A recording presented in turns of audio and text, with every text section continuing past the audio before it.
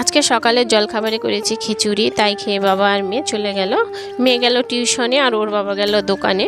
তারপর আমি রান্নাটা বসিয়ে দেব, কারণ বর বলল যে আমি দুপুরে ওকে দিতে এসে তারপর খাওয়াটা নিয়ে যাব।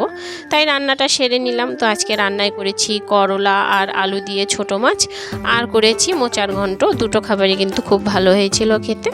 তারপর ঘরটা পরিষ্কার করতে এসে দেখি মাকড়সা অনেক জাল বানিয়ে রেখেছে।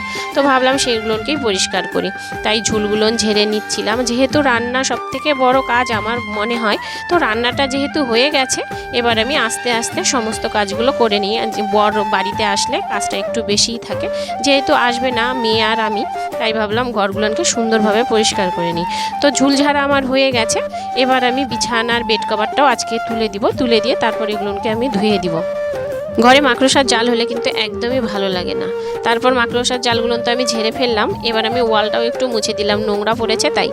আর সকালবেলা তো শুধু রান্নাই করেছি, আর কোনো কাজই কিন্তু হয়নি আমার। তোমরা দেখতেই পাচ্ছ আমার ঘরের কি অবস্থা হয়ে আছে, টেবিলটারও সেই অবস্থা হয়ে আছে। এবার আমি বাসনগুলো কলের পাড়ে রেখে দিয়ে আসলাম। তারপর আমি মোচা বাছা হয়েছিল, সেই মোচার আর কি নোংরাগুলো সেগুলো এখন ফেলে দিব। মোচাটাও আজকে রান্না হতো না, বর যদি না বেঁচে দিত। মোচা বাছতে কিন্তু ভীষণ টাইম লাগে, খেতে তো ভালো লাগে কিন্তু মোচা বানাতে ভীষণ সময় লাগে। আর এদিকে দেখতে পাচ্ছ জামা কাপড়, এগুলো কালকের জামা কাপড়, এগুলো কিন্তু আমি সকালবেলায় মেলে দিয়েছিলাম। এবার আমি টেবিলটা পরিষ্কার করে নিলাম। করার পর অনেক বাসন হয়েছে, কুয়োর পার ভর্তি, দেখতেই পাচ্ছ তোমরা অনেক বাসন। কুয়োর পার না, এটা আমার কলের পার, কুয়ো নেই। যাই হোক, এবার আমি দেখো বাসনগুলো ধুয়ে নিচ্ছি। বাসনগুলো ধুয়ে এবার আমার ঘর মোছা কিন্তু বাকি আছে, ঘর ঝাড়ু দেওয়া বাকি আছে। তো ঘরটা এখন আমি সব ঝাড়ু দিয়ে নিচ্ছি। ঝুল নিচে পড়ে গেছিলো, সেগুলো এক এক করে সুন্দর করে ঝাড়ু দিয়ে নিলাম। নেওয়ার পর কিছু জামা কাপড় ছিল, সেই জামা কাপড়গুলো ধুয়ে দিয়েছি। আর এই বেড কভারটা দুদিন আগে তুলে রেখেছিলাম, সেটাও আজকে ধুয়ে দিলাম। এরপর দেখো আমি খেতে বসেছি।